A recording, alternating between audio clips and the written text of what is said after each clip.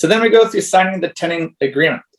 The standard one that comes off of the internet from our government is fine and gets the job done, of course, but there's a bunch of things that it's missing. It mentions, for instance, pets, that it's permitted. There's going to be any rules you want as long as it allows for seeing eye dogs or any other service dogs, but it doesn't mention anything about size or breed or strata bylaws, which many stratas have rules on the size, breed, weight, all these sort of things. And you can guarantee that there's always some ninny who's going to measure the height of your dog. So you want to make sure that you mention this in your contract, because if they just sign the regular government one, it doesn't say anything about that, then you might be in some trouble when the strata starts kicking up a fuss about the size of your tenant's dog. Also, it doesn't mention anything about smoking. So if you get upset about the tenant smoking in your unit, it's not in the contract. So what's the problem?